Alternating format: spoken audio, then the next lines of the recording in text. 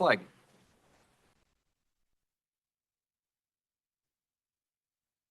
I pledge allegiance and to the republic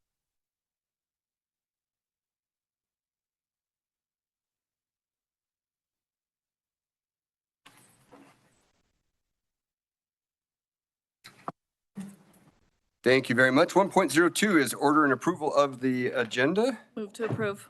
Second. All right, there's a motion and a second on the table. Any discussion? All in favor, please say aye. Aye. Any opposed? Chair votes aye as well. Motion passes. 1.03 is an opportunity for public comment. We'll have another opportunity at the end of the meeting.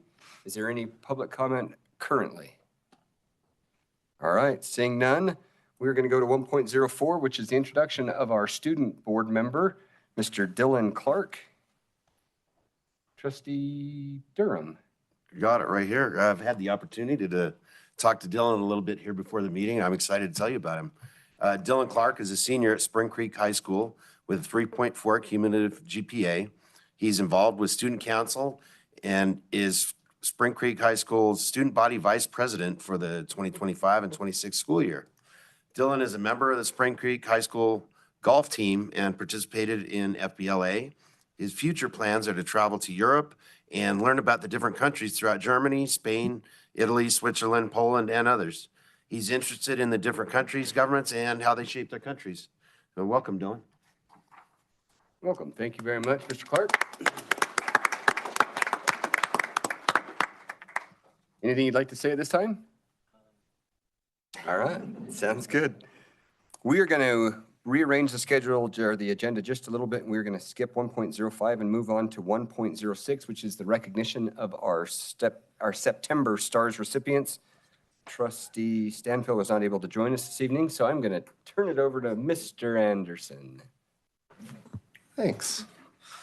All right, so for those who are less familiar with the STARS program, we have a STARS award, or usually 3 of them that we give out every month, and they go to deserving recipients, adults who work across our district or in all of our schools. And the way we decide on who the STARS award winners are is based off of nominations.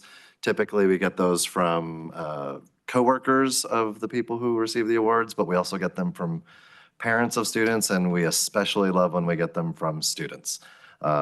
And so we really appreciate people who do nominations. And before I read about our 2 people that we're going to recognize tonight, I would like to encourage everyone to make sure to nominate adults who make a difference in your school and for your kids. So with that, I will go into, so we did have 3 back in September. One of them was up in Owyhee, and since we were in Owyhee for our last meeting, we took care of that one up there. And we're going to go ahead and recognize our other 2 here tonight. So first, I'm going to ask Maria Ruiz to stand up and like go right over there in the middle of everybody and everything. Yeah. Yeah. That's perfect. Yeah, look at everybody. That's even better. I didn't tell her to do that part, just for the record. Okay, so Maria is a counselor. She is the counselor at Adobe Middle School. And I'm going to read what was written about Maria. And she was nominated by her principal, Miss Gohl, who is holding a camera up looking at Maria right now. So this is what was written about Mrs. Ruiz. It is my honor to nominate Maria Ruiz for the STARS program. I've had the privilege of working with Maria for over 10 years, and throughout that time, I have seen her unwavering dedication to students, families, and staff. I first worked with Maria when I was a 5th and 6th grade teacher, and she was with communities and schools. Even then, she went above and beyond her caseload, ensuring that students and families had what they need to be successful. She regularly made home visits, delivered beds to families in need, and even helped get students to school on very difficult days. Her ability to connect with students and support them during challenges has always been inspiring. Maria later transitioned into her role as a school counselor at Carlin, and even though we were no longer at the same site, we remained in contact, often collaborating on how best to support students. She then moved into her current role at Adobe as a counselor, where her impact has only grown. At Adobe, Maria is deeply involved in every aspect of student and staff well-being. She serves as the Wellness Project Coordinator for teachers, supports student council, theater, soccer, and school dances, National Junior Honor Society, Hope Squad, and helps with mental health awareness initiatives such as the Color Run. Beyond her formal responsibilities, she continuously finds ways to support students in crisis and meet the needs of families who might otherwise fall through the cracks. Maria also reaches out to the community almost daily, securing countless donations that directly benefit students. From candy for the Hawks Halloween celebration to funds supporting Adobe's breakfast initiative, her efforts ensure students feel cared for and supported in every way. In addition to her work at Adobe, she also continues to contribute to the athletics department at Elko High School, often volunteering her time in the ticket booth at events and stepping up wherever help is needed. And I can confirm that because she harassed me on the way into the volleyball game last week. Is that because you tried to? I did actually. Protecting ourselves. But I had a pass, okay? Maria Ruiz is the definition of a student-centered, service-driven professional. Her compassion, leadership, and dedication make her an outstanding candidate for the STARS program, and I cannot think of anyone more deserving of this recognition. And I am also really glad that we have a bunch of students here tonight who know and love Mrs. Ruiz and get to see her every day at school. And so with that and reading that nomination, let's go ahead and give Maria a big round of applause, please. Why don't you go ahead and start on that end with our student board member and, oh, sorry, my apologies. You start over here. That's my mistake. I don't know what I'm doing. I'm just here. Yes, very nice. Thank you.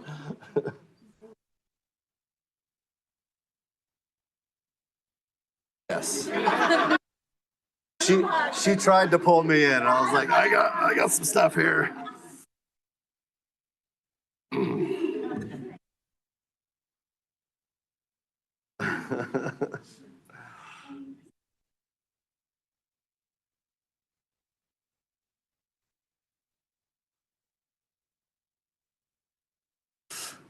Thanks, Maria. Maria definitely didn't want to be here for the recognition, and Jen Gold definitely didn't want me to acknowledge her nomination, but that is what we do. We were so appreciative of great people. So thank you for nominating, and thanks for being you, Maria. You're great. All right, the next person, Jesse Middlestat. Come on and, yeah, you get to come stand up too. Thank you. There you go. So everyone, this is Jessie Middlestat, and she is a teacher at Sage Elementary. And she was nominated by two different people. One is a parent of a student, and the other is a student. So I'm going to read both of those nominations now. It is with a grateful heart that I nominate Jessie Middlestat at Sage Elementary for recognition as an exceptional special education teacher. Mrs. Middlestat has been a caring champion for my child. Her positive impact on both my child and our family has been remarkable in just a few short months. This is my fifth grade son's first year at Sage Elementary following a very difficult fourth grade at another school. Last spring, when discussions began about my son transitioning out to Sage, I was a very worried and anxious parent. Right from the very beginning, Mrs. Middlestat took the time to truly understand my child's unique strengths and challenges. She arranged for me to meet with the entire educational team at the beginning of the year, which was very reassuring. Mrs. Middlestat has also taken the time to always promptly communicate to me with patience, empathy, and clarity, ensuring that I am always informed and involved in my child's educational journey. Her ability to listen and collaborate has given me confidence and reassurance that my child is in the very best hands. As a teacher, Mrs. Middlestat brings both skill and heart to the classroom. She has created an environment where my child feels supported and valued. Her dedication to my child's progress, academically, socially, and emotionally, goes far beyond expectations. She celebrates small victories with as much enthusiasm as the big ones, showing my child that growth and effort are worth recognizing. She sees potential where others might see limitations, and her belief in my child's abilities has inspired greater confidence and independence in him.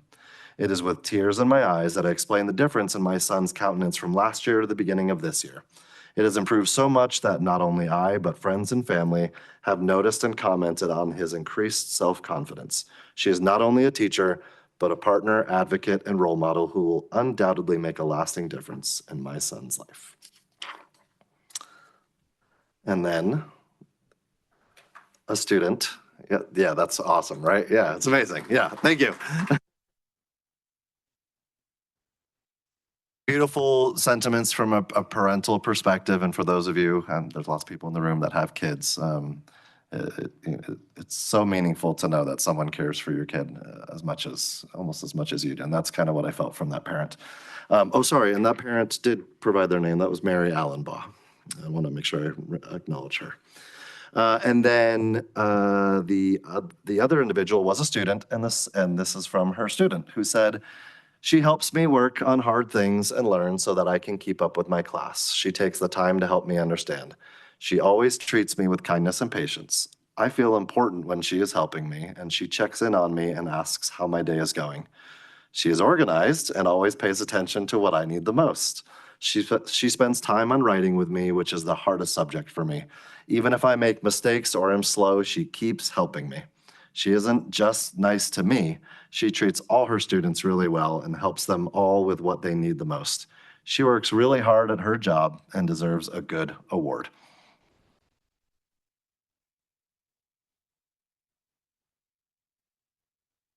Thank you, Jess. Thanks again.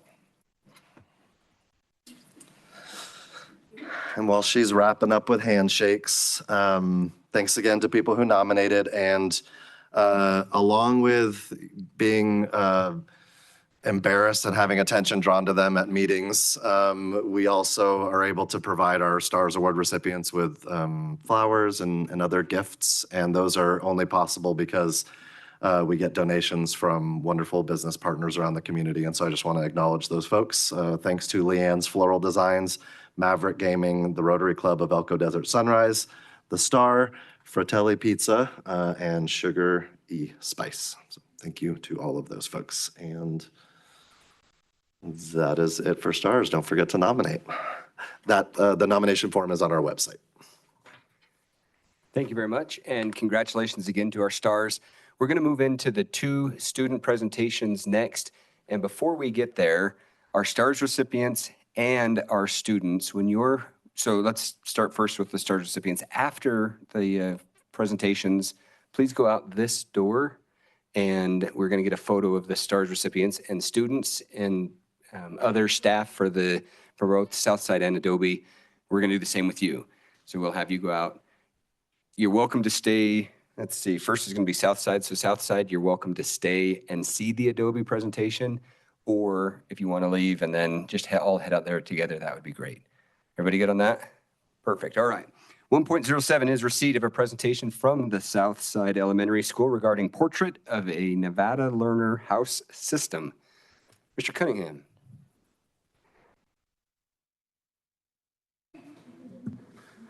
Thank you. T.W. Cunningham, principal at Southside Elementary. Appreciate you having us here today. We'll start it off. We'll just have kind of everyone that came tonight introduce themselves, and then we have a video presentation for you, and we can answer questions. This is regarding the house system that we've implemented at Southside that we kind of started about a year ago to the date. And we appreciate all the central office staff wearing their shirts for us. And go ahead and come by and introduce yourself, and then we'll cue the presentation. My name is Amber Perkins. I am a first-year teacher at Southside teaching 4th grade. My name is Lilith Holt. I'm a 4th grade student. My name is Melissa Limon. My name is Omar Rodriguez, and I'm a 4th grade student. My name is Miguel Menez-Barajas.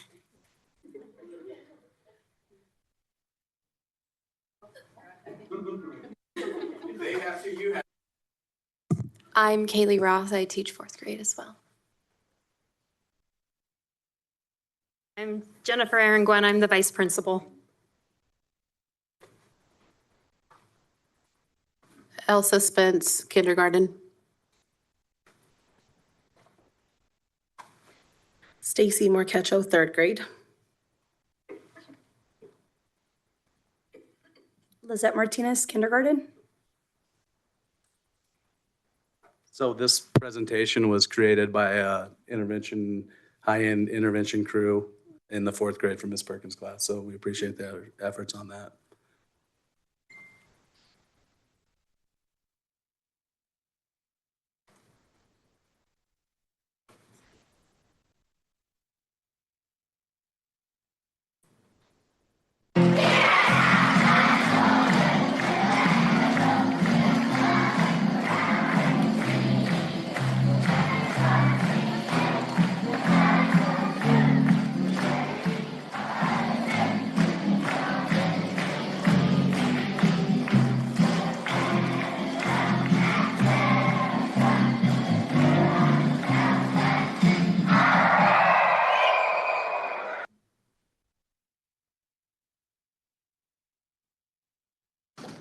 What is a house system and why did you start it? Javier. We started it because we wanted to unify ourselves and be together with other grades and meeting other people. Okay. Durin. We started our house system because seeing other people like racism. Lily. Nice, I like it. Okay. Darren. To make our school feel like a community. Awesome. Omar. To be in one big community. Nice. All right. How does a house system work? Melissa. A house system works by each teacher, staff, and students get separated into 5 houses. Okay. Omar. And the person with the house with the most points, they get to have a party. Okay. Lily.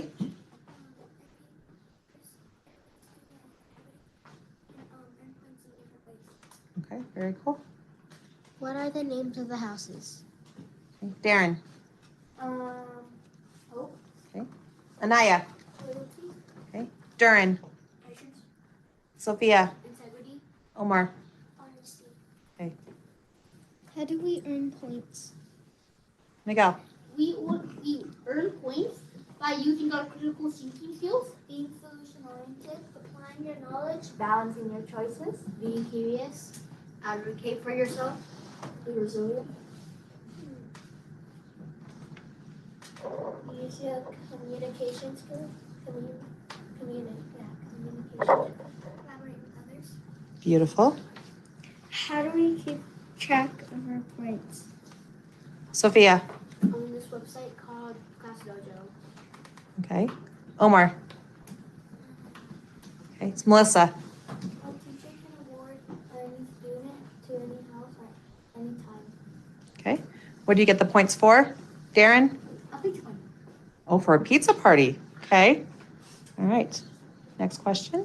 What impact do the houses have on you at school and at home? Miguel. A break from schoolwork. Okay. William. I get out at a half day. Omar. A break from school, I get to meet with people and I feel like I belong. Javier. We have a sweet treat. Okay. Durin. We have fun. Okay. Lily. I get to learn valuable lessons. Darren. I always wondering when the house meeting is. Okay. What is the best part of houses? Darren.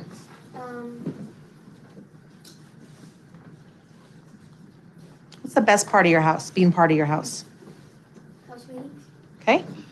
Anaya. A break from schoolwork. A break from schoolwork. Lily. Having fun. We get to get a house party. House parties. Omar. We get to meet people in new grades. So, Durin. Rooting for your team to win. Very nice. Melissa. I get to hang out with my friends that aren't in my closet but are in my house. Nice. Sophia. I get to see different people and hopefully make friends. Awesome. Thank you guys for sharing.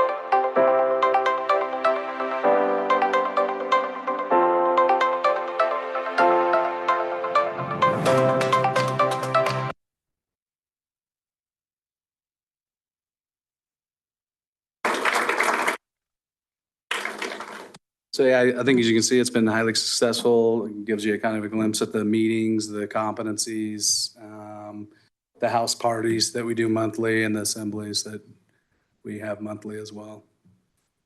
I want to thank all the staff that came, parents and students as well tonight. Great, thank you very much. Let's see here, Lily, Melissa, Omar, Miguel, and Kaylee. Did I get that? That's your Kaylee? All right, so, oh, we got 4, all right. So Lily, Melissa, Omar, and Miguel, can you do me a favor? Can you pivot just a little bit? We'd like to see what your sign says. Awesome. There we go. That was well done. Good job. Awesome. Thank you, guys. I'll open it up to the board. Comments, questions?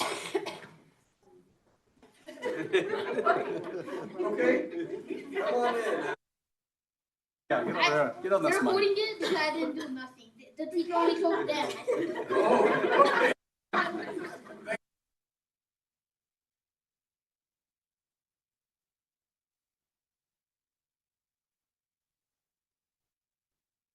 Hi, Dad. You did a great job in the video too.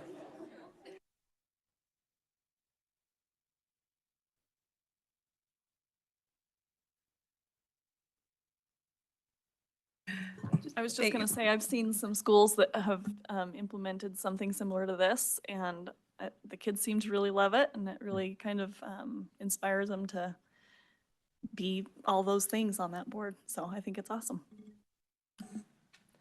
Just thanks for coming and representing Southside and all of the fun things that your video, your poster, your big smiles and your excitement.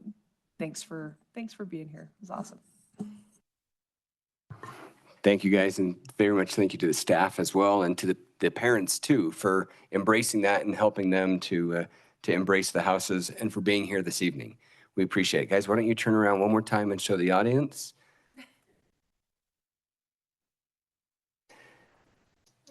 Thank you very much.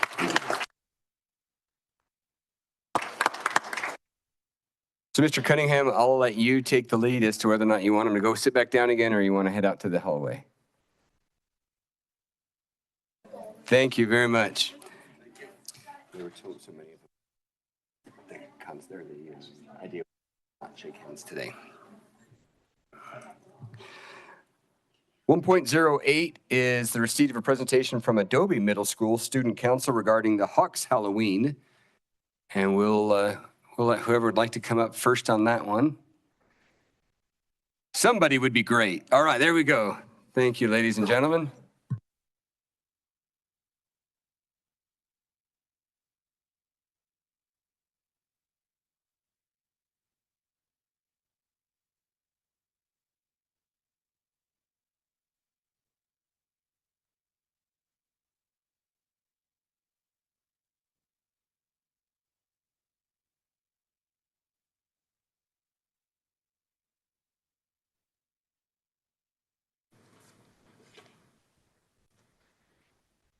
Hi, we're here to represent Adobe Middle School Student Council and tell you guys about our family event, Hawks Halloween.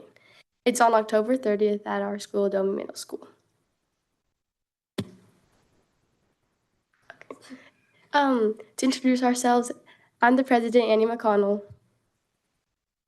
I'm Shania Quintero, the vice president. I'm Chloe Rose, the secretary. I'm Lexi Salazar, the treasurer. I'm Max Schulte, 8th grade representative. I'm Soraya Stone, 8th grade representative. I'm Soraya Burnham, 8th grade representative. I'm Drake Jessup, 8th grade representative. I'm Aqua Williams, and I'm a 7th grade representative. I'm Paisley McKnight, and I'm a 7th grade representative. I'm Esteban Estrada, and I'm a 7th grade representative. I'm Conrad Lutz. I'm a 7th grade representative.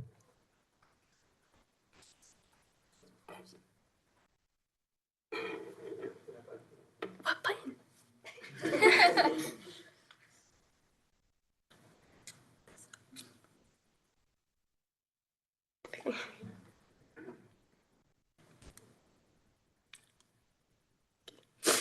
Why it matters. Hawks Halloween brings the Adobe Middle School and Elko communities together for a meaningful cause. It provides a safe and welcoming place for children and families to trick or treat while supporting the Elko County Animal Shelter. The event teaches students the value of giving back through candy, supply, and monetary donations. It also builds school pride and teamwork as students, staff, and families work together to make a positive difference in their community.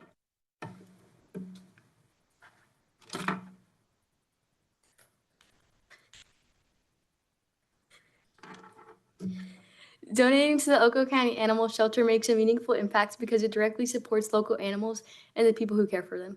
In a smaller community like Elko, resources are limited and shelters often rely on donations to provide food, medical care, and safe housing for abandoned or stray animals.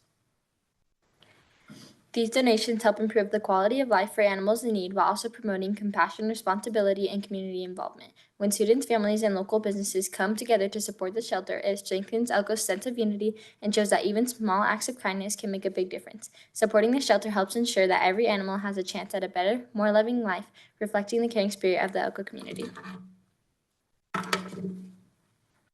Preparation. Hawks Halloween is one of Adobe's largest community events, which means planning has to start early. This year, the theme, Halloween Movies, was chosen during our first student council meeting on August 25th. The theme includes classics like Ghostbusters, Hocus Pocus, and The Nightmare Before Christmas. Since that day, it has been a busy rush to organize, collect donations, create decorations, and spread the word throughout the community to make this event a success.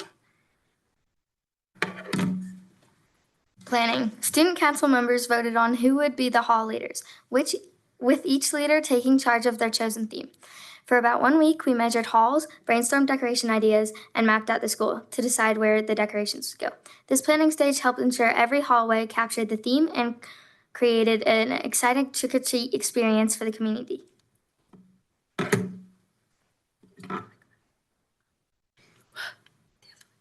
Here we go.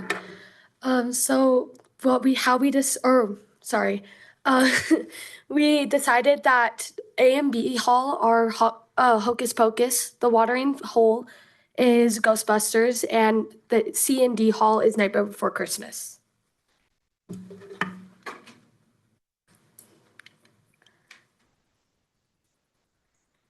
Decorating. So a lot of the student council members worked really hard on the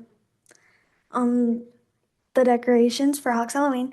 One of them is of one of our student council members, Kaylee, getting the projector.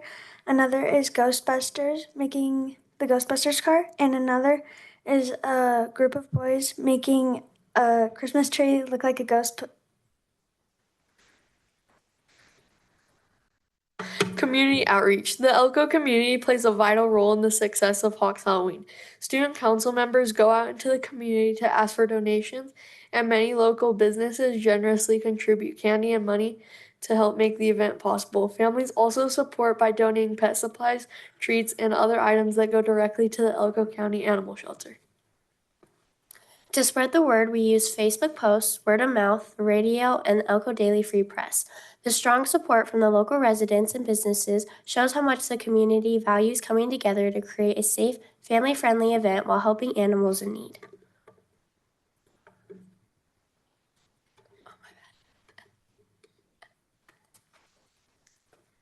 Donations thus far: Elko Sheriff's Office, Cummins, Mud Hut, Elko Tool and Fastener, Elko Wire and Rope, Lisa Bowman with eXp Realty, New Horizon Home Care, Fall Stitch and Rand Construction Company, Rock Solid Training and Solutions, Elko Motor Company, and Nevada Gold Mines. Spreading the word. To get the word out, we have posted on Adobe Middle School's Facebook page and reached out to the local radio stations as well as the Elko Daily Free Press for coverage of this event. The strong support from local residents and businesses highlights how much the community values coming together to create a safe, family-friendly event while helping animals in need.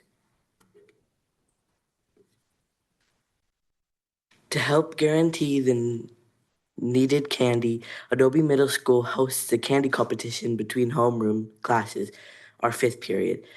Collections began 2 weeks ago and will continue until the day of the event, October 30th. The class that collects the most candy, measured by the total of pounds, will win compensation, and every student in the winning class will receive a free 24-ounce fizz drink provided by Student Council. This friendly competition helps build school spirit while ensuring Hawks Halloween has plenty of candy for the community to enjoy. Hawks Halloween, the candy competition. Wait, is the next one? School engagement to help generate the need. Wait. This poster is the flyer that we handed out to students, and it's explaining when the winners will be announced, what the prizes will be, a 24-ounce fizz drink, and it just explains all of that.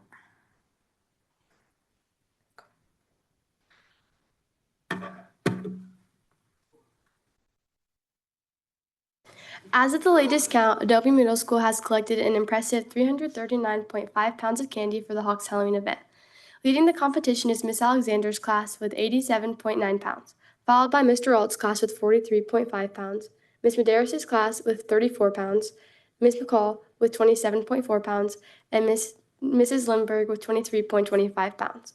The school-wide effort demonstrates the dedication of students and staff to making Hawks Halloween a success, ensuring the community has plenty of candy to enjoy while supporting the great cause.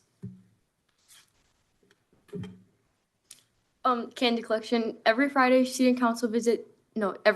student council visits teachers' classrooms to collect donated candy and then updates the Hawks Halloween candy tracker spreadsheet to keep totals current and the competition fair.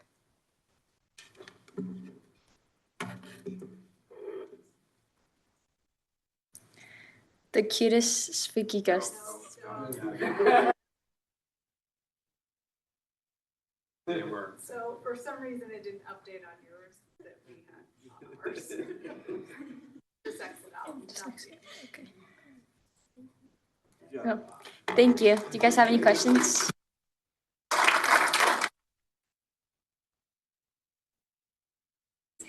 you have any questions?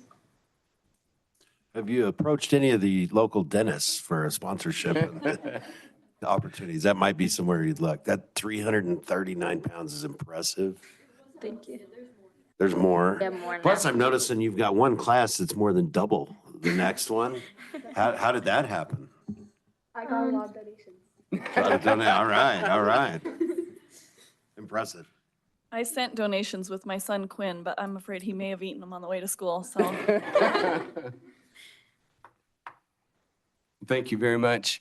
In our household, our animals come from the shelter, so we appreciate you supporting them. I'm sure that Elisa and her staff at the shelter are also very appreciative. Keep up the good work, and we look forward to hearing how much you raised in total, and hopefully, to Jeff's point, we don't have too many dentists coming in, getting I guess it'd be the opposite way. It'd be the parents getting upset at the dental bills. So thank you all very much. Good luck and good I was job. gonna say a good idea might be, have you guys ever thought of going to the animal shelter and getting pictures taken with the cute little animals? Because cute kids with cute animals, you might be able to pull on the heartstrings of people even more and help with donations. Thank you. Thank you.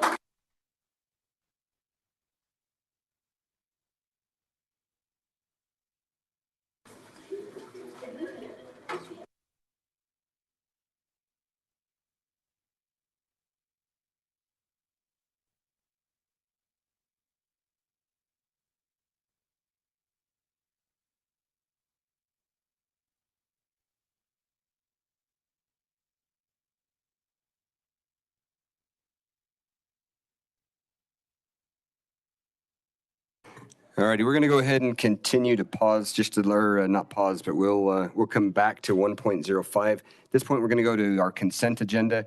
As a note, we are going to remove item 2.06, the interlocal agreement with White Pine. There was a typo that we need to get corrected before we approve that. So other than 2.06, is there a motion to accept the consent agenda? Move to accept the consent agenda. Second. All right, motion and second. Any further discussion? All right, all in favor, please say aye. Aye. Any opposed? Chair votes aye as well. Motion passes. Thank you very much. We're now going to move back up to 1.05, recognition of Sergeant Anna Bribiesca. Come on down.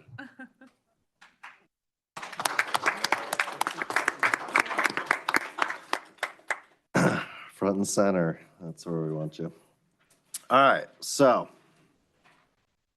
you all know Sergeant Bribiesca. So recently, Sergeant Bribiesca shifted to a different responsibility within the domain of the Sheriff's Office in Elko County. But Sergeant Bribiesca has been around as supporting our schools for a while.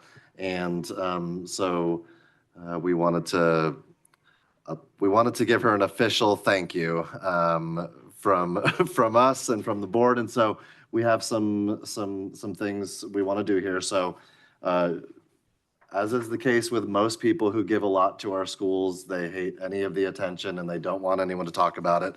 And that is the case with Anna, but it's too bad because I have the microphone and you're going to deal with it.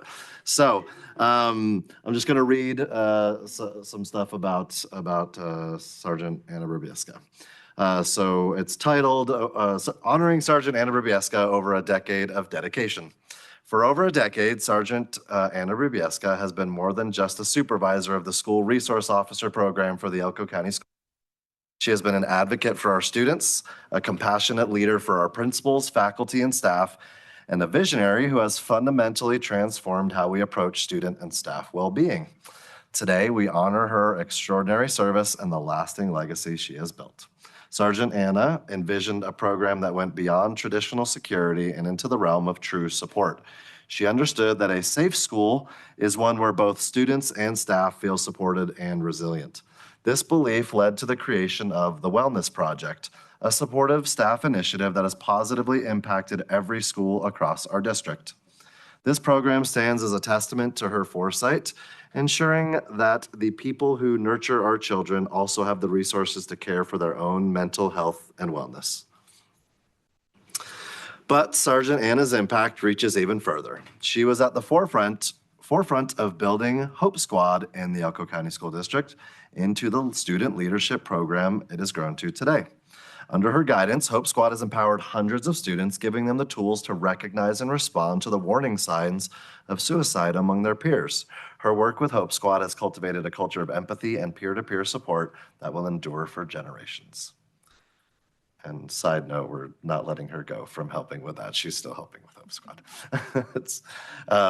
Whether she was pioneering new initiatives or simply being a constant reassuring presence in our schools, we have all looked to Sergeant Anna for her steadfast leadership.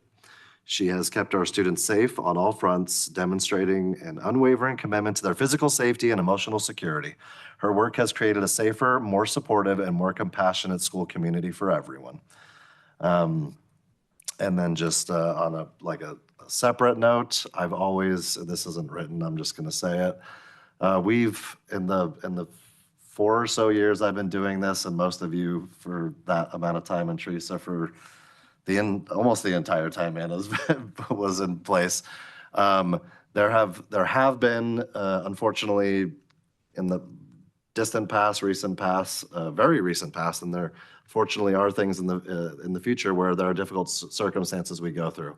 And it's one thing to train to be able to handle really tough and complicated and dangerous and sad situations, and it's another to be a calm presence through those things. And so while I don't ever want to be in those situations, and I hate having to respond to those, I really always appreciated the way that Sergeant Bribiesca just carefully, calmly, and steadily stood by all our sides and joined us through all those tough situations, and just really, really appreciative because it's easy to panic in tough spots, and that's not her vibe. And I really appreciate your calm presence. So thank you, Sergeant Anna, for your dedication, for making our schools a better place, and for your leadership. I'm sure if any of you want to say anything, you'll get that opportunity. And thanks to Emily, who is not only an administrator with our district, but a good friend of Anna, for helping put this together and think of all the many ways, or not all the many ways, but many of the many ways she's helped our schools. It's hard to capture that all in a few paragraphs. Mr. Thomas Gordon over at Spring Creek High, we asked him we kind of commissioned him to build something for you. And so this is a nice little wooden plaque that she can take with her wherever she goes. And So thanks to Mr. Gordon over at Spring Creek High for making this, and you get to keep it. You can still smell the lacquer on it, actually. It's freshly made, so to speak. So this is for you as well, and be great for the picture out there in the hallway that you also don't want to take, but you're going to. So anyway, I will stop and turn it over to you all. I'm going to jump in. From the very get-go, when I was put on the board, she came up to me and she said, anytime you want. She said, I offer it all the time. I don't always get taken up on my offer, but anytime you'd like to go for a ride along with me and see what we do, I'm available. And so she gave me her contact info and we set that up, and it was an amazing day getting to ride along and see what our SROs do and all of her responsibilities and the way that they help our students in our schools and staff and everybody. And I've just always been impressed with you and really thankful for everything you've done for our district and wish you the best in the future. Yeah, I feel like made an instant friend with you, and from going around with her, I can see that that's like the norm for you. So yeah. Yes, yeah, don't ever show that video to anyone.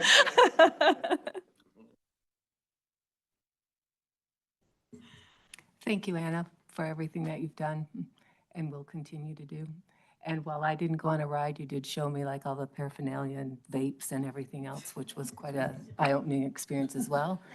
And I know you're part of the CASA's executive board, and thank you for what you do on that as well. So just thank you. Same goes for me. Thank you for everything through the years. It's really been a pleasure.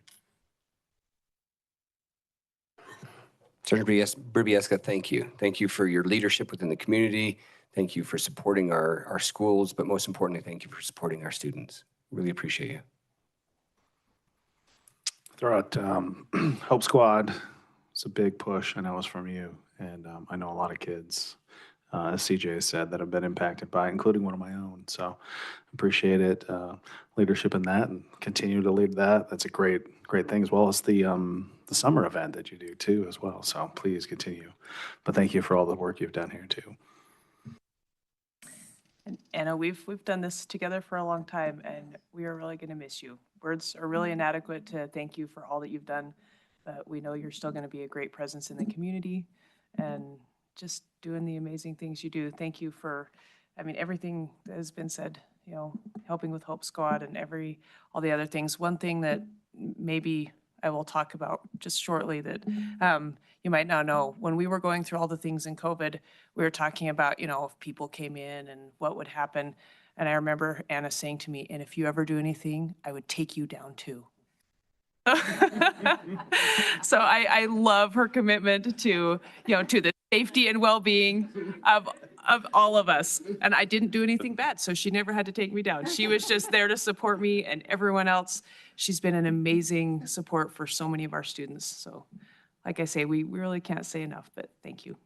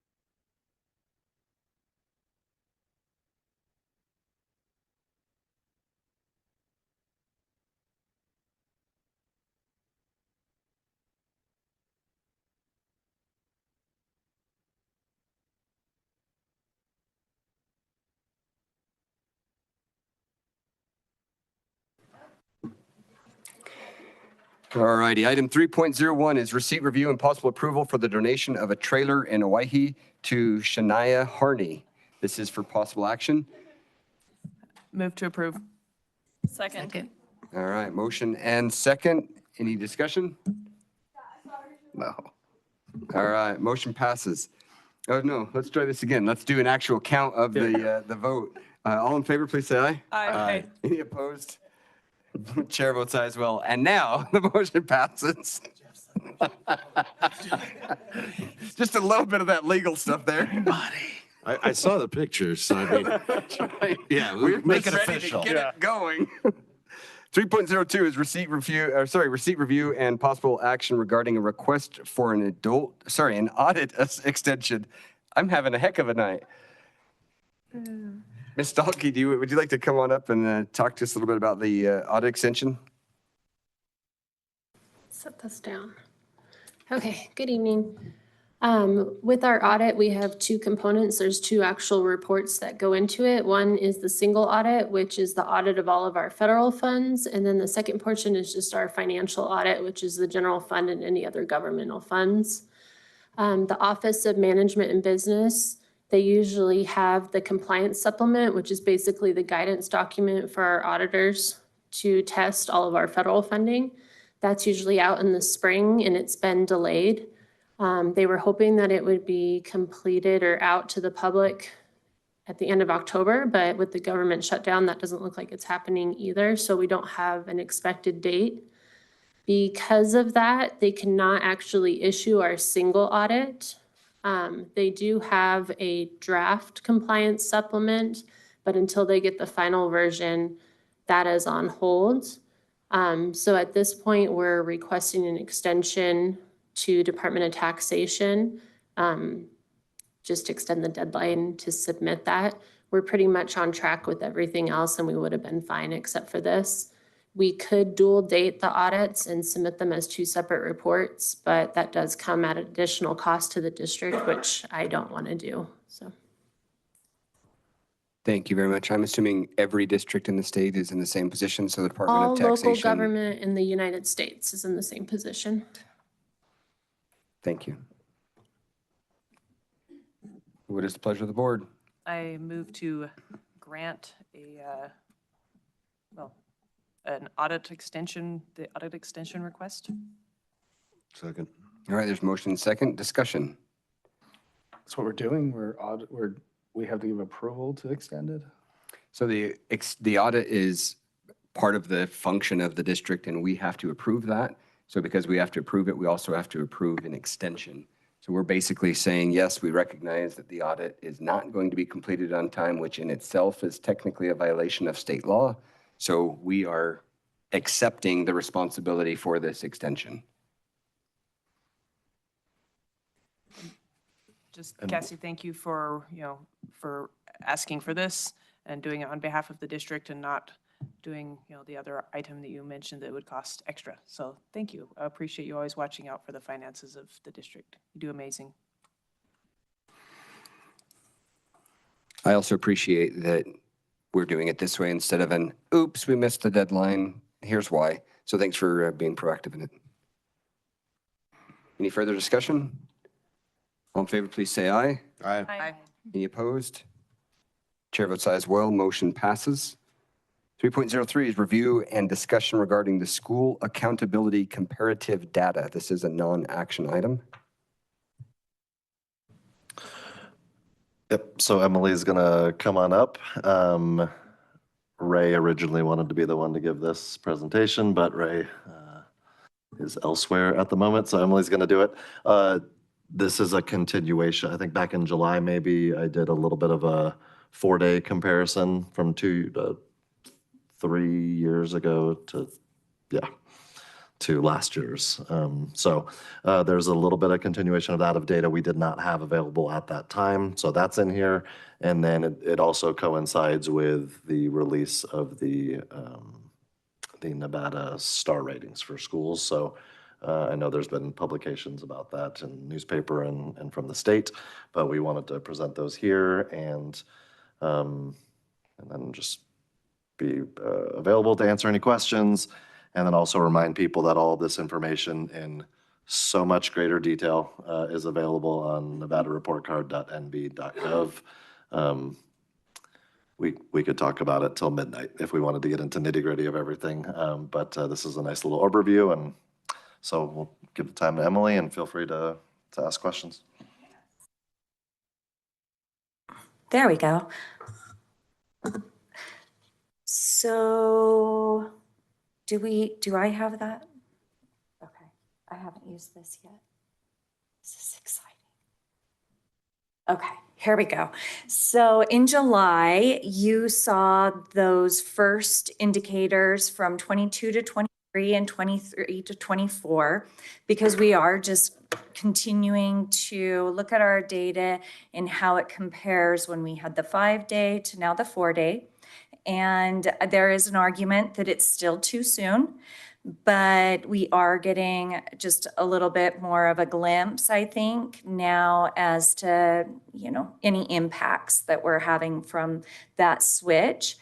And even though we did make the switch to a 4-day week, we are still keeping the minutes that are required by the state. So I think that's a huge thing to always keep in mind when we're looking at the data. The students are still going to school for the same length of time.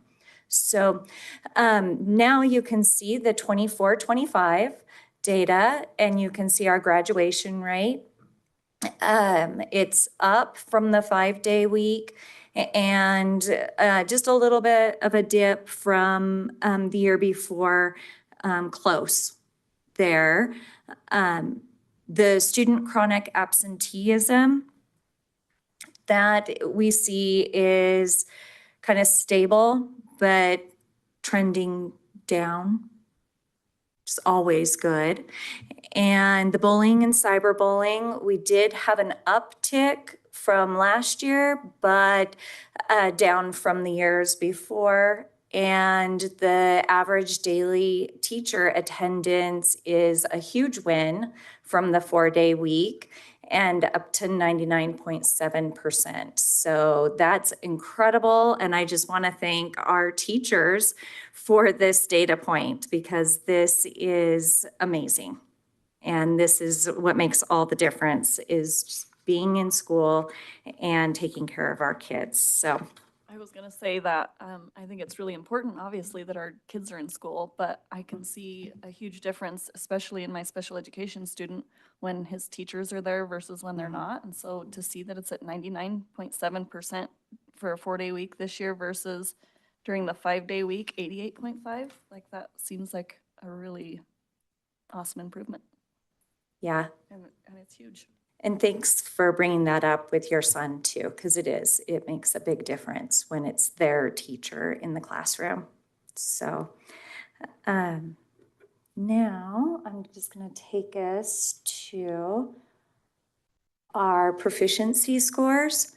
And we've got this slide, this is in the order of, we have the elementary, are the first 3 on the left, then the middle school, and then the high school. And you can see the dates. The blue is from the 5-day week. Orange is from the, sorry, I just lost my train of thought because I thought of Cody and that we've got Boise Bronco colors on the screen. And I thought, who was in charge of this? Because I don't think it was Cody. Yeah, sorry, total distraction. So we've got the middle school with the, and last year in the orange, and then this year is from this most current year is in the gray. And you can see that we dip in middle school in our ELA scores and then pop back up in high school consistently.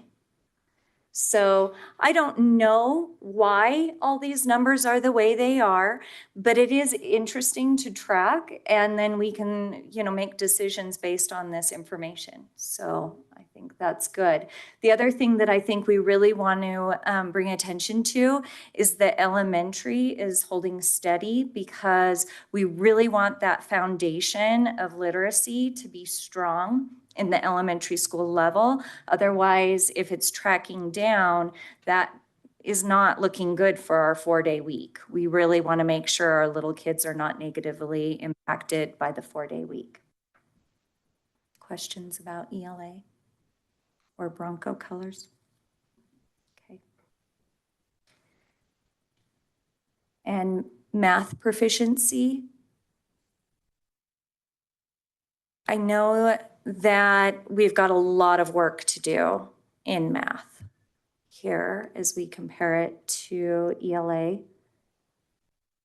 And you all know that we've made a lot of adjustments in the last couple of years, and that's continuing to be our goal.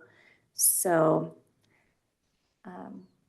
but you aren't seeing huge shifts from 5-day to 4-day, and we are on the uptick from last year too. So we'll see, we'll look closely at this as we move forward. I know we introduced a new math curriculum for like, I think it was middle and high school. And the first year it was rolled out, I just heard lots of like negative things about people trying to figure out how to use it and how it all works. But I noticed that this year it's trending back up again. And so I'm wondering if that's because everybody's just kind of finally got this new program figured out. I wondered if you had any thoughts on that. So I don't know specifically where that magic, what's happening. Sometimes it's the group of students going through that they're just have a strength in a subject. So that's where we want to just continue to chart this and keep record of it and see what kinds of things are impacted by new curriculum and things like that.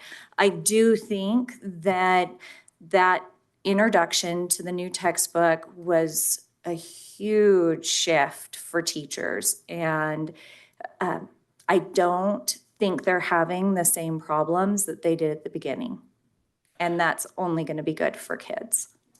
Brooke, I think it's a pretty astute observation and reasonable. So you see one of two things happen usually when a new curriculum is introduced. Sometimes there'll be a very quick spike because it's teaching to whatever the test is kind of thing, and people grasp this one thing, and then it kind of planes out and then even dips back down a little bit. The other thing you'll see is what we're seeing here, and it's hard to know because it's only 2 years, right? So it's hard to really call it much of a pattern. It could be a lot of things, but what I heard, and I'm sure you heard the same thing with some of the complaints we got about the new curriculum, and it was across the board. It was elementary through, it was K-12, was that there were difficulties with adapting to the new system, but kind of the most consistent thing I heard was it's really hard. Like this is a very rigorous, much more challenging curriculum that our kids are used to, is what I kept hearing across the board. And I even had kids in a class be like, Mr. Anderson, this math is too hard, is what they kept saying to me. And secretly in my mind, I was like, good, it needs to be hard. Like we have to challenge our students. But naturally, when you get challenged, I think anyway, you're gonna have to rise up to it. So I'm in the house of hope, and I'm always hopeful that that's what's going on. And I think it's a reasonable, at least, guess to make about what's happening after 2 years of it is, one, people are a little more comfortable with what it looks like, and two, as students, especially the younger ones, continue to be challenged at that same rigor level, that they're going to be able to be more competent at rising to that challenge as they progress through the more difficult grades in math. Just a thought on that. And one thing I just realized is not labeled here anywhere. And sorry, Matt, this is going to confuse you because you always wonder. These are SBAC proficiency scores. These are not our growth. Yeah, these are not MAP. This is the summative one-time end of the year SBAC scores. So. And I will say, I heard a lot about the math curriculum that first year, negative, but I have been hearing a lot, almost everybody now commenting, saying it's working for them. They're liking it. So Yay. The comments are also getting better. Oh, that's good to hear. Yeah, we do have some plans that we're going to continue to work with math departments across the district. So we'll be able to bring updates to you on our math curriculum and how we're working with that as well. I was actually going to ask a similar question to what Brooke did, just about implementation of, new curriculum. So thank you, Brooke. Thank you. And before we go off of this slide, and I'm glad that we're going to hear more on the math side of things. The proficiency in elementary drops pretty noticeably, and it's across every year. So it's not, or all 3 of the past years. So it's not a 4-day versus 5-day. Is that because of the state proficiency not taking into account this, or is there some development issue when they hit middle school? What causes a, I mean, in some cases, almost 15% or 15-point drop? What causes that? So from what I understand, and you have to take this from a previous English teacher, so not my expertise entirely, but in talking to a lot of math teachers, the jump between 5th to 6th grade is huge. And then from there, they're just big leaps into algebra and geometry, and math becomes more abstract in a lot of ways. And that is what that's the hurdle. And so I've heard when we met with the math teachers this summer, and they were very concerned because we didn't have the same textbook that we adopted elementary through high school. So they have created a plan to kind of close that divide between that 5th grade and 6th grade, and then again from 6th grade to 7th grade, just so that even just with the textbook, it looks more familiar to the kids at the 5th grade level. So all of those things we just want to be really conscientious about, knowing that it just becomes much more difficult at that time. Is there anybody, do you guys have anything to add to that? Okay. Thank you. All right, because I'm certainly not the expert on math. I would also throw in just pure happenstance in one of my classes I'm taking right now. It's a quantitative inquiry or a statistics class. And it was interesting to see, because sometimes you get lost in your own world and like your problems and what's going on. And you've heard me say before that these are, these are things that happen everywhere kind of thing. Like it's not a problem unique to our community or whatever. I say that about lots of things. And as you noted, Matt, like it's this, it's this way for us. The state averages are steady. It's the same thing as you go through elementary to middle and high. And in my class, we were studying just a random school in Utah. And it was like basically the same thing. When you went from 5th to 6th grade, it was like this precipitous drop, and then to middle school, and then it starts to climb back up a little bit in high school. So like similar trends. It's and why? I mean, you can point to probably a lot of things or speculate about a lot of things, but I think it's probably a lot of like a combination of many factors that can influence that. That's not to mean that we're complacent about it. Not at all. We've got a lot of plans to try to bridge those gaps and bring those numbers back up. Thank you. I'd say in a class years ago, we were talking about, neuroscience and what happens to middle schoolers, and their brain regresses. It just does. And so there's no surprise when you look at, elementary to middle school, there is a physiological brain regression for middle schoolers. And so having scores go down shouldn't be shocking to anybody that knows anything about kids. There just is a regression, and then their bodies kind of figure things out and they start to develop and things come together better for them. So I don't think it's it should not be a shock to us. It should not be a shock to our community that middle school scores have a dip, because that's just how neuroscience works with kids. Thank you. Appreciate that. So when you're talking about bridging the gaps, do you also mean from middle school to high school too? Yes. Okay. Yeah. No, we're kind of doing some exciting work with that. And we've only had one meeting, so I know Ray wants to talk to you more about this. so I don't want to spoil it. But I'm very excited, and we plan to do what we've done with math with the other subject areas. And so they all have opportunities to talk, to meet, to plan, and yeah. Yeah, thank you. Yeah.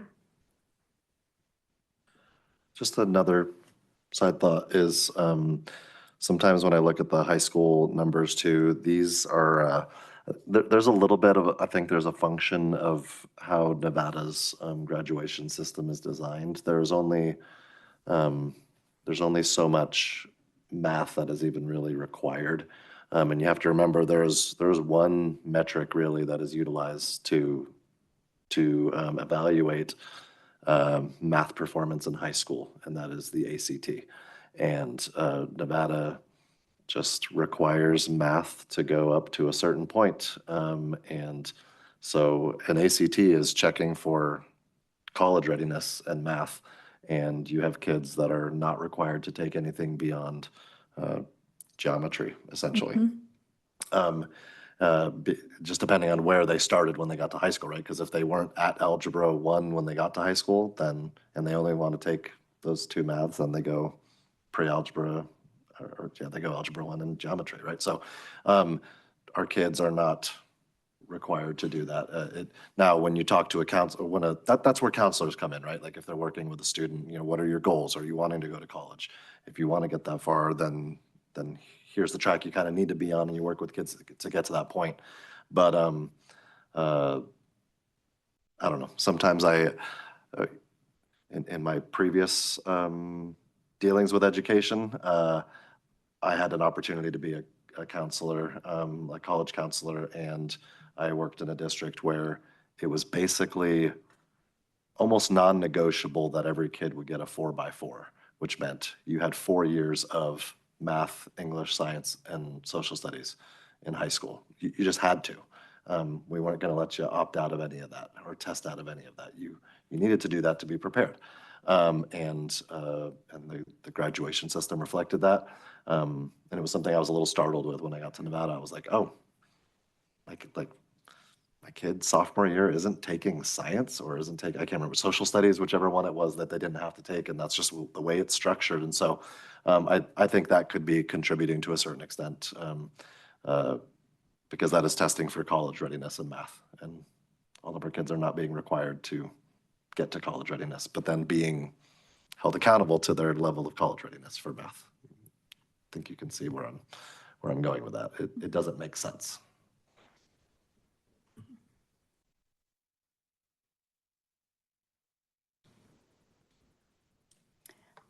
Okay, so we just wanted to give you the latest information, and with that are also the star ratings of the schools. And I know that, we go over the star ratings every year at this time of year. And if you're like me, you always forget exactly what they're scoring on.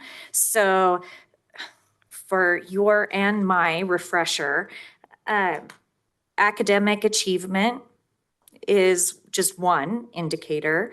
English language proficiency indicator, student engagement indicator, graduation rates just for the high school, that's the indicator, and college and career readiness indicator. So that's how our system, the state puts all of this together using the metrics that we send them, the data that we send them, and they compile the star ratings. And beyond that, it's somewhat of a mystery. But it is accountability, and I think that's important. So, and it can definitely give us information, and we can work with that. That's always good.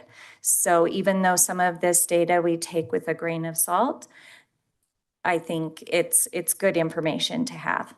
When we receive the information that these schools scored a 2-star, a 3-star, or whatever, do you get some kind of a report back that states why and how they scored in all of those different areas? Yes, so you can go on to the Nevada School Rating, their website, and I just printed. It looks like this. I think have you seen this one? It's the Nevada report card. And that's what's listed on the website for the state is what we all go to. You don't get any more information than what is Just listed. what's here. We get a super fun spreadsheet. Yeah, there's a super fun spreadsheet. I forgot about that. Not really, really helpful. I mean, it tells you what the number was that was calculated to produce the number on the report card page. But yeah, the most useful and way we can look at it and try to dissect it is through Nevada report card, and you can start to dive into it a little bit. And we've, she kind of jokingly said it's a little bit of a mystery. There technically is, there's a formula for how it all works out. At one of our admin councils, we had Peter Zutz, who is the guy who kind of deals with all this at the state level. We had him present to our principals and vice principals so they could try to grasp a little bit of how these things work. But again, because I feel the need to say this as many times as I possibly can, I wanted them to be informed about how they were being scored, but I'm not sure how much I want them to shift everything they do for kids so that they can raise a bar on a graph a little bit. Like, I want them to do things that impact kids positively. And if that results in a 2 becoming a 3 or a 3 becoming a 4 or whatever, then that's neat. But as far as what they value and how much time we spend on appeasing them with what they value, I'll say from my leadership standpoint, I have not banged that drum super loud that you need to be a whatever star school. I think that you need to be a school that supports your kids and your community and where kids want to be. So there is some method to the madness, but again, what do we want people to focus on is kind of what I always go back to. And I feel like it's a system that we can never have all 5-star schools or whatever star the state wants. If one school goes up, another has to go down, and that shouldn't be how it's measured. And I know at the state level, there's talk about, totally redoing this system and, accountability and everything else. And, just because one school goes up doesn't mean another should automatically drop. That's just not fair to anyone. Can you explain to me how that works? No. Right? They can't either. That's It's just So how it's there's set up. there's a set amount, so that's like, like this is the top 10%. And if one school bumps into the top 10%, then that means another school has bumped under that. They won't allow anything more. That and sometimes things change a little bit, so the bar will all of a sudden shift. Yeah, seen that too. But like I said, it's not something that I'm complaining about. I'm always so eager to get this data. It's something that I find very interesting, and I will pour through it and try to make sense of it, and also try to make plans based on this information. I think it's good to see, and it shows us at least a data point that we can follow. So this was the middle school, and we see the dip, except for Jackpot. Look at them. Wow, amazing, amazing work across the district. And then the high school. No, that's not the high school. I went the wrong way. I'm really not good at this clicker. There you go.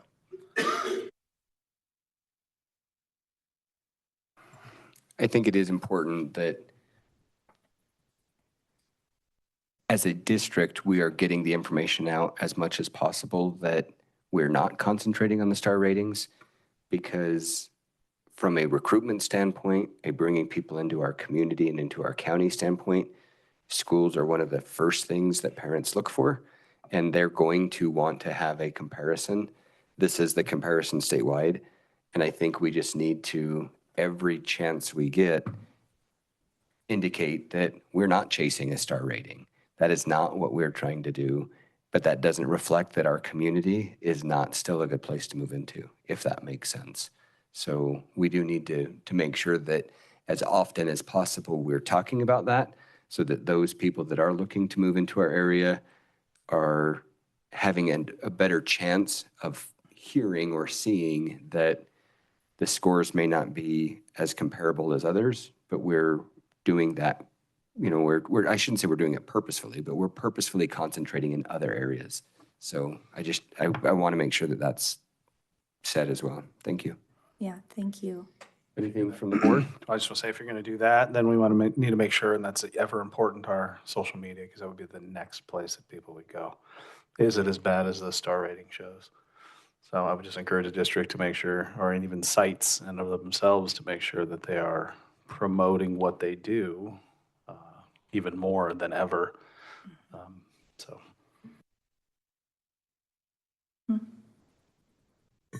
Thank you, Ms. Nielsen. Appreciate your report. All right, On thank behalf you. of Mr. Smith. Thank you. All right, 3.04 is receipt, review, and possible approval of board member professional development and travel. This is for possible action and includes both Trustee Neal and Trustee Stanfill. Move to approve. Second.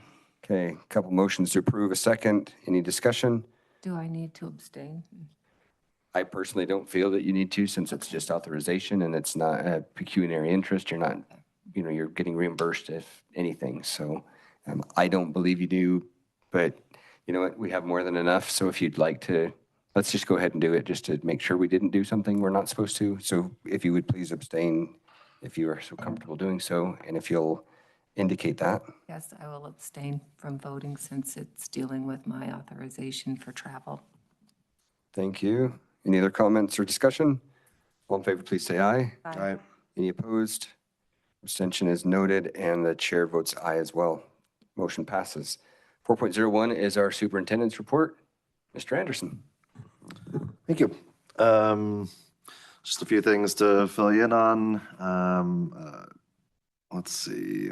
Appreciated the presentations, both of our schools tonight, but I loved the Southside was one of the, we've heard from them before in previous meetings, but they were one of our pilot schools, so to speak, with the Nevada Future of Learning Network and what they've done with kind of their attempts at transitioning to a more competency-based, learner-centered, focused approach at their school.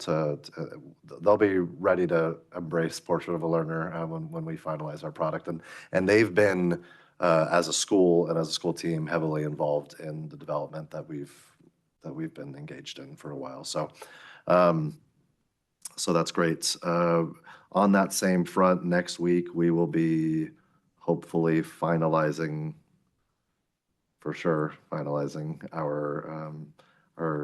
proposed competencies for our district portrait, and the intention is to both have that done and then I'm going to work with President McCarty to schedule a brief workshop, hopefully with all of you, if you can make it, to kind of fill you in on the process and how we got to where we are, and then have that before you as a board in 2 more board meetings from now, just to give us enough time to do all that. So it's coming along. And then as our friends that we're working with like to say, then starts the real work of how do we embed those competencies and those skills into every class, every grade level, every content area, et cetera. So that's coming along.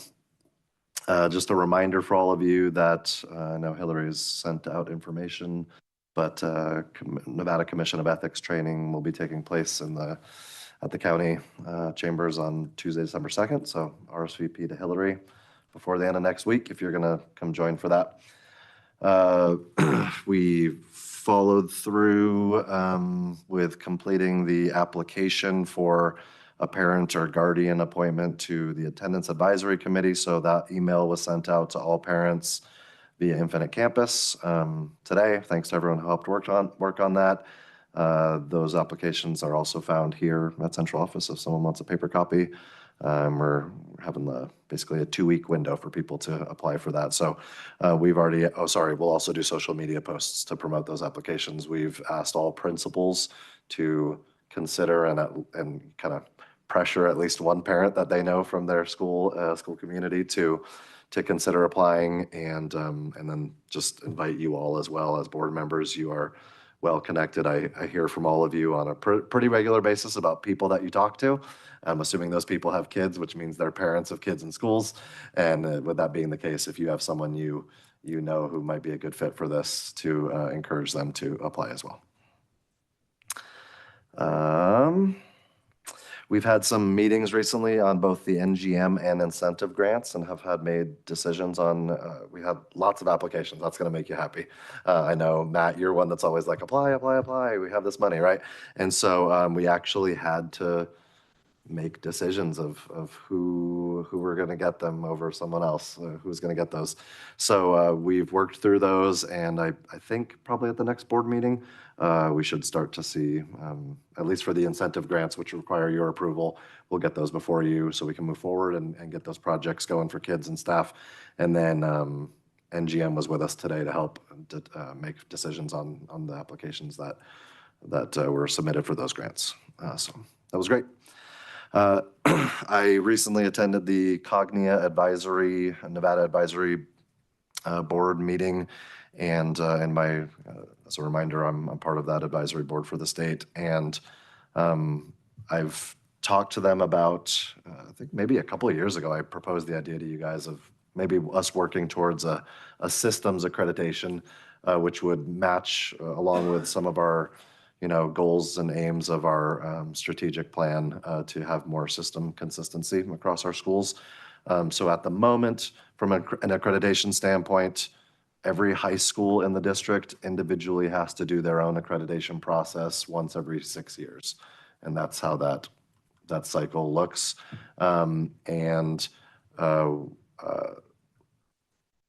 We're looking at having the entire district be accredited at the same time.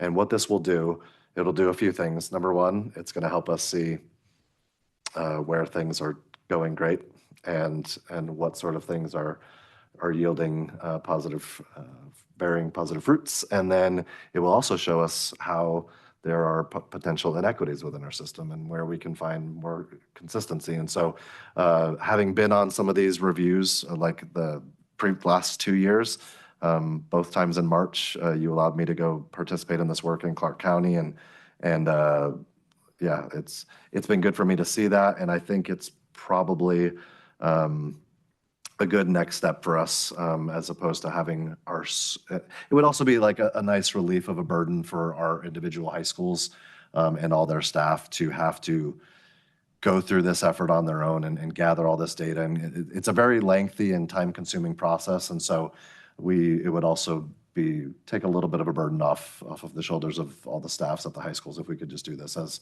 a district. Our district leadership would be primarily responsible for coordinating a lot of it. Schools would obviously be involved still, but to more as participants and informants rather than having to bear that whole process on their own. So I intend on proposing that for going into future school years, and I'm probably going to invite folks from Cognia to come present to you at an upcoming meeting so you can understand kind of what that looks like and whether or not you think it has value. What would be the estimated timeline if we do approve it and move forward? How far into the future are we looking to be able to get this accredited district-wide? If we told them, assuming it follows the same process as what we had to do for Clark, and I'm not positive if that's the case. It may have been different for Clark because Clark is so big. But when Clark decided to do it, 1 year, there was what's called a candidacy review, basically to see if you're even really ready to go through a systems accreditation process, because they don't want to have you do all this work just to find out like, hey, you're probably not there yet kind of thing. So they do a kind of a softer review at first, and then assuming that you pass the candidacy review, then the next school year they would come in and do your accreditation review, and then at the end of that year you would receive your accreditation they have like a tiered ranking basically for where you are in that. So if we told them, you know, today, which we're not going to do, then they could probably have something for the spring to do the review. That's a great question. I could ask them how soon we want to look at that. But for this year, at the very least, we have we have three high schools. I believe it's Jackpot, Owyhee, and West Wendover High School, I believe, are three schools that all have to do accreditation this year. So they're going to have to do it regardless for this year. But we could be looking at potentially for, I would hope for next year, but I don't know if that's the case. Might be 2 years down the road. Yep. Sorry, I didn't really have a concrete answer to that, but somewhere in that timeline. Last week, I also went and presented to the Interim Finance Committee. They wanted to receive a report on how we did with our SB 231 funds. Those were the ones that were, it was a bill 2 years ago that was like, they gave us a certain amount of money that was specifically earmarked towards salary increases for teachers and all classified personnel and most certified staff, but not administrators. And so I gave a report on that, as well as a report on how our hiring processes are going. And as we've reported to you, how those vacancy rates are getting better and better. And they were very pleased with our efforts to grow our own and how we're filling classrooms from within and not having to reach without so much. So that was good. They gave some kudos to Elko County, and so we're continuing to work with that. I think the bill changed. It's no longer SB 231. It's another dispersion, but we're continuing to make sure our staff receive those funds as long as the state is willing to give us those funds. And we've also strongly encouraged them to just weave that into the per pupil funding with having it specifically earmarked for that, right? Instead of having this, because the anxiety with that for our staff is we can only commit to it as long as the state gives it to us. So just go ahead and weave it into the funds we get every year, right? So we can just count on it every year.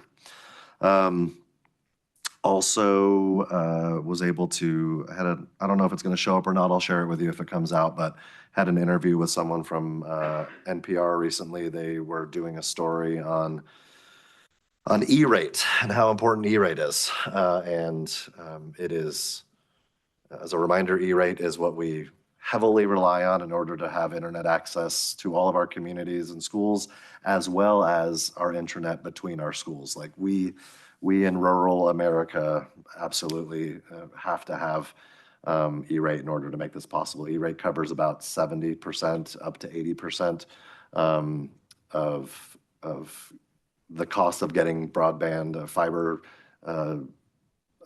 internet to our schools.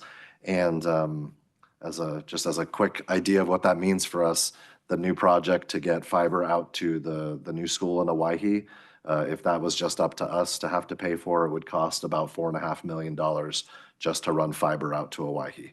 And E-rate, which is a federal program, is going to cover 80% of that cost, which is about $3.33 million.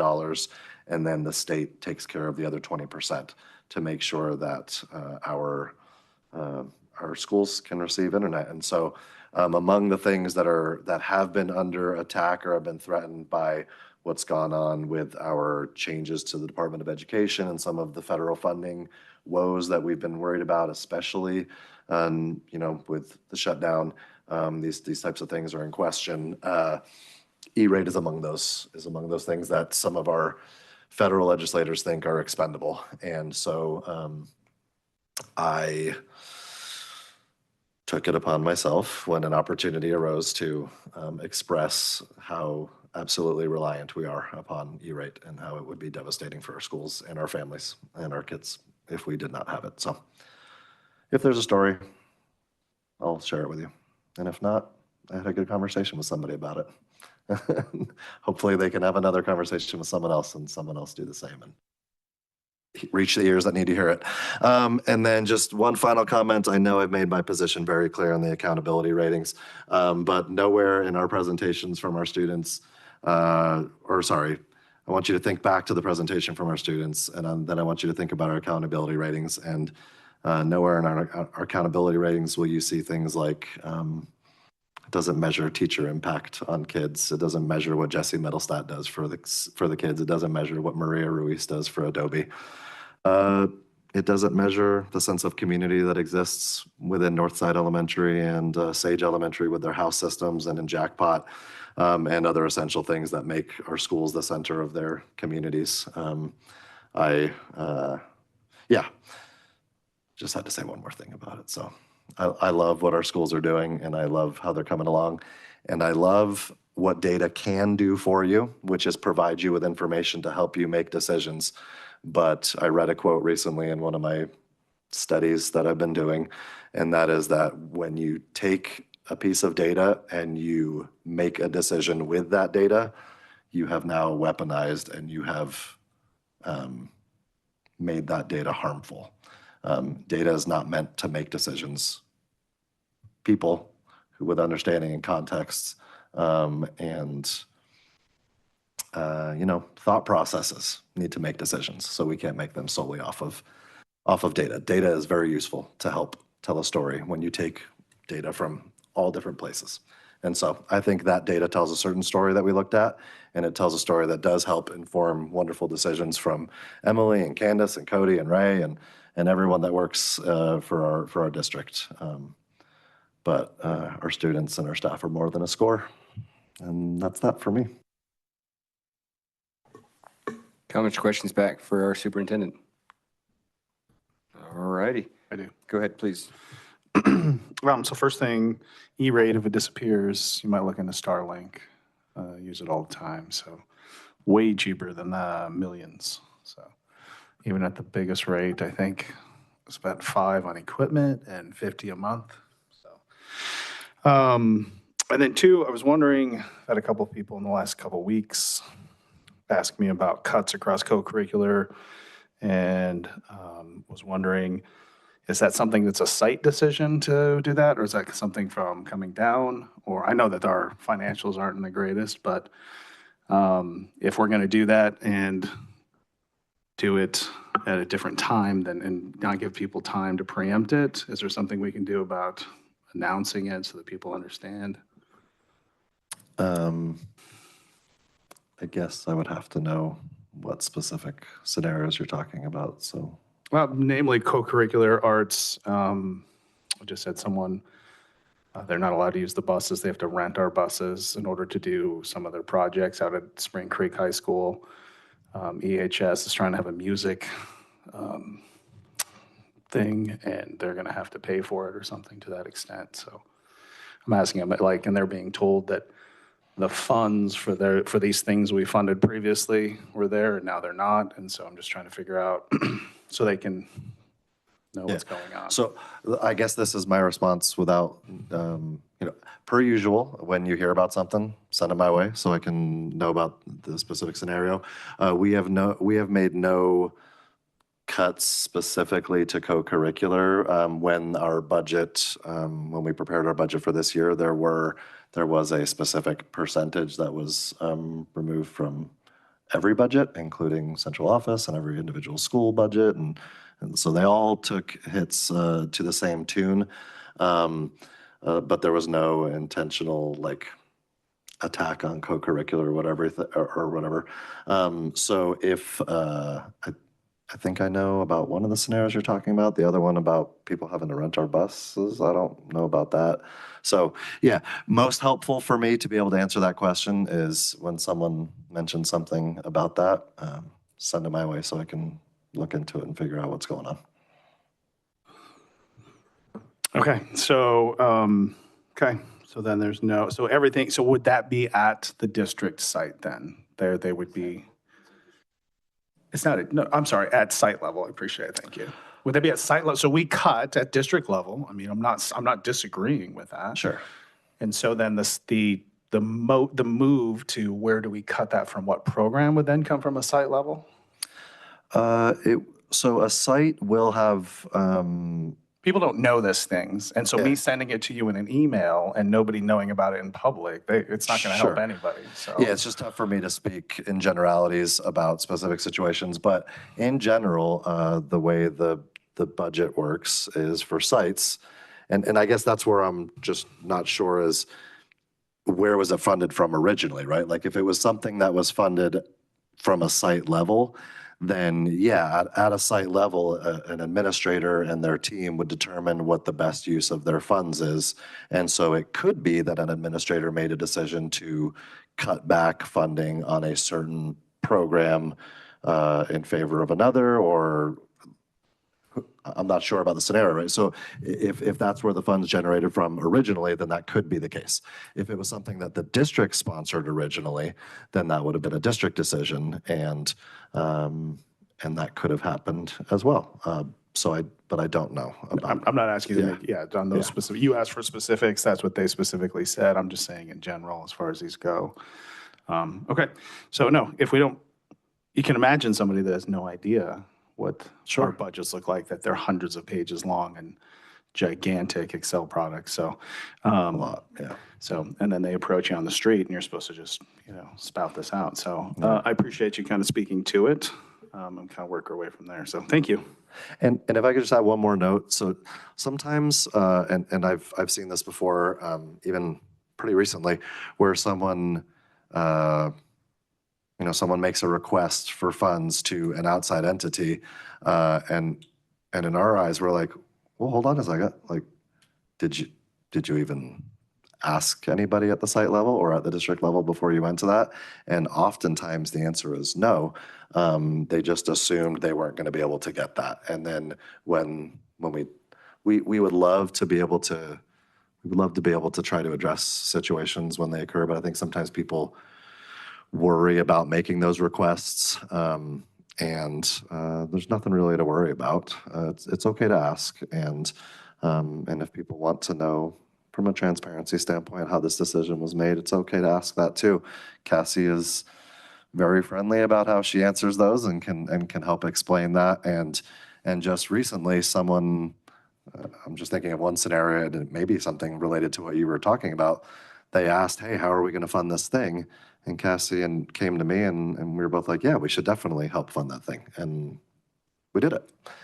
So they really just had to ask. Now, Cassie's like, "Hold on, CJ.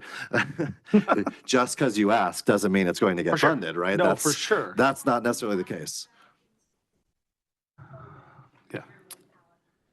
Yes. Okay. So it's really good to ask. And so if there's any concern, as is often the case when people ask us questions, when they ask your questions, it's always great to say, did you talk to your principal about that already? Or have you talked to CJ or Cassie or Ray or Emily or Candace or whoever, so we can try to help help solve that problem and find a way to make it happen. Yes. No. Well, and one last, I don't mean any disrespect to you, Miss Cassie, at all. You're doing a fantastic job. It's an awful place that you've been put in, and you're doing wonderful at it. So it's nothing to that extent, and I don't ever want it to be implied that way. I fully support Miss Cassie with everything you're doing. So, but when people ask me questions, I need to figure out what's going on. And when I feel that it's important for the community to know how that works publicly, then that's why that's here. Yeah. So, for sure. It's great questions. Thank you. Thank you. Additional comments or questions for our superintendent? Yeah, just along the lines of transparency, I know you guys work really hard to make sure we're transparent regarding the budget. If anyone had questions about regarding district budget and spending and different things like that, can you just speak to where they could go to look for those things? Yep. So number one, you can always ask, and we'd be happy to tell you. However, if you want to kind of see for yourself and dive into what is probably more information than you could ever want to know, if you go to our district webpage and you go to our finance department, I'm actually clicking through it while I'm narrating my clicks live, and you go to our finance department under the menu. The first thing you're going to see when you scroll past the intro paragraph is something called the Accountability and Data Center, and it's powered by a website called ClearGov. And when you click on that link, you can see pretty much everything you could ever want to see about our district's budget. So that is a great place to go. It is also good to review board meeting agendas and attachments when it relates to our budget, to budget augments, to budget transfers, to all the many actions we take here, you take here as a board and approving and reviewing. So there really is quite a lot. And I get that it's sometimes you're like, yeah, I don't have the time or really the understanding of what all that means. I just want this kind of encapsulation. If you want to know something specific like that and you're not quite sure how to navigate to that, it's great to ask us up here about how we can kind of summarize that for you, but we'd be happy to do that. But that website's great. You could spend, it's probably a great way to fall asleep too if you're having a hard time going to bed at night. Just What are you talking about? I use it to wake up every morning. It's invigorating. And actually, I'm going to save one step. You don't even have to go into the finance department. If you just go to menu and scroll down, it's the first thing under community, accountability and data center. Oh, yeah. So you can save one click. It's literally on our homepage. I don't want to negate all the other good stuff going on the finance department page too, though, Matt. Please don't. Yeah, I just wanted to say thank you for all the different ways you guys are trying to make sure everything is completely transparent for the community, for parents, teachers, anyone that's wanting to look into that information. There's definitely a few different avenues to find that, so thank you. Thank you. Anything further for CJ? All right, then we will move to 5.01, a report from our NASB trustee, Trustee Neal. I'll make it short. I have nothing. Look at that. That was easy. Anything for NASB?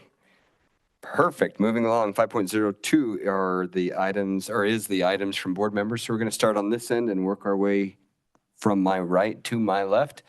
Trustee Dastrup.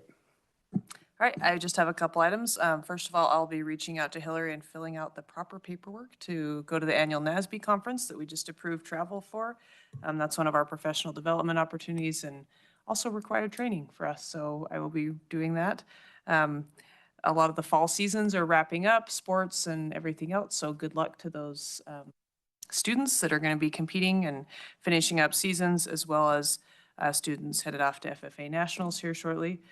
We have a lot of awesome things going on in our district with our students all the time. And if you want to know what those are, reach out to a student and they'll share some amazing things with you. But good luck to all of our students as they wrap up seasons and start new ones. Thank you, Teresa. Trustee Neal, the floor is yours again. I don't really have too much. Superintendent Anderson sent out the minutes from the State Board of Education meeting, so you may want to look those over. Nothing too earth-shattering in those. So that was my first meeting. I was pretty silent. There wasn't a whole lot of discussion for that meeting, but that's okay. Attended a music program at Grammar, which is always fun. Other than that, I don't have too much. Guess that's it. Thank you, Susan. Appreciate it. Trustee Byers. Yeah, I don't have a lot. Really, I will say we're upcoming at the office. We're doing our Kicks for Kids. It's going to start in November. Remember all those shoes, new and gently used shoes. Those all go towards through community and schools back to our school district. So that's how that applies here. And other than that, apologize for missing the last meeting. I was on my way back from vacation, and but other than that, we should be doing well. I plan on attending the training. I've got a couple other things that I have to look at before I can confirm. But anyways, that's all I've got. Thank you, Dr. Josh. Trustee Ballard. Yep, I love fall sports, so I've been to quite a few games and just want to commend our students in our district for, I'm just really proud of how they handle themselves with class and composure in games. I know there's been some talk around our community about another district that we played, and it was a little rough. And so I just wanted to commend all of our players and kids for always, in everything that I've seen, always having a lot of composure in class and in the games that they play. Also going to be going to the NASB conference in December, and we'll make sure to get that paperwork filled out. And then also just wanted to give a shout out to teachers. I know they're going through and meeting with parents today, and I think that's a huge part of education, is making sure that parents are involved and aware of what's happening in our schools, and that when we have support from parents, everything is better. And so hopefully those are going good. Parent-teacher conferences, mine are done and out of the way, and they went great. Thanks, Rick. Appreciate it. Trustee Durham. Not a whole lot done here. Just thanks to staff and students and everybody that made today's agenda, and brought information to us. Props to Dylan here for hanging out with us and being here. And that's really all I got for this one. I'll see y'all in Reno too. Book my flights today. Not driving. Thanks, Jeff. Appreciate it. Student Board Member Clark. At our high school recently, we've been preparing for our charity event we do every Halloween called Halloween Highway.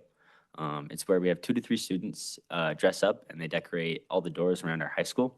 They hand out candy. To get into this event, you have to bring a canned good, and we donate that canned good to people in need. It is next Wednesday on the 29th. Thanks, Dylan. Thanks for being here this evening. We appreciate it. All right. I'm going to wrap this up then. Unfortunately, I won't be able to attend NASB, so I look forward to you all representing us as well as you always do. And I hope that you will send my regrets and regards, as I have our biggest fundraiser of the year at the Senior Center for that weekend, so I cannot get away. Maybe one day we'll have it here, or, something else that I'll be able to attend.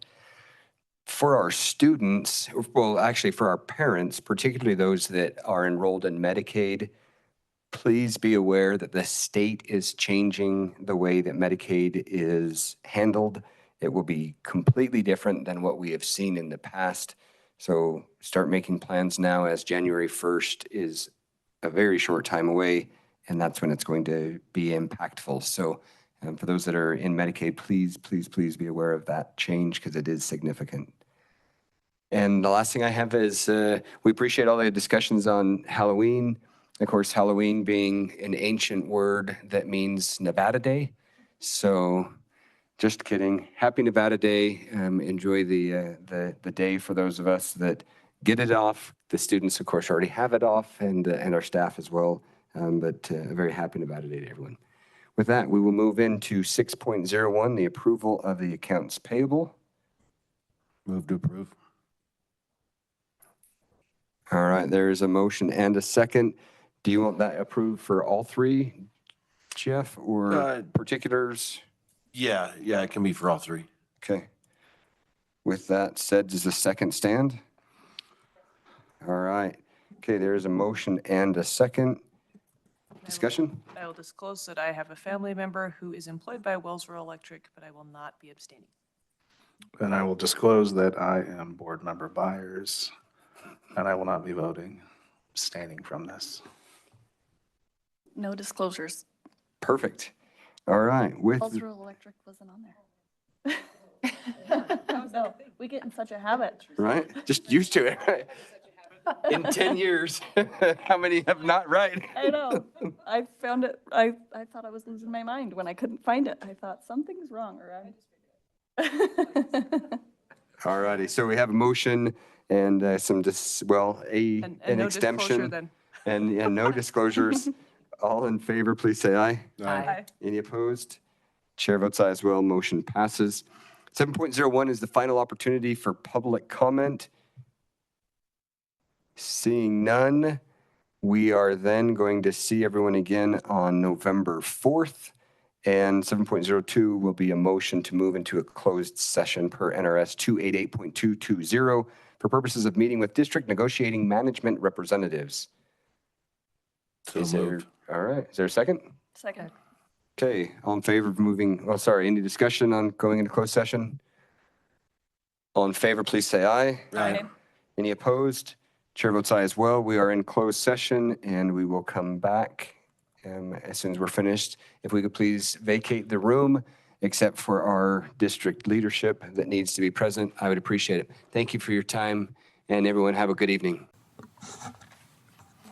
All right, we are back from our closed I session. move that we come out of closed session. Second. Any discussion? All in favor of moving out of closed session, please say aye. Aye. Any opposed? Chair votes aye as well. 7.04 is any action deemed appropriate to the closed session for purposes of meeting with our district management representatives. Is there a motion regarding the items discussed in the closed session?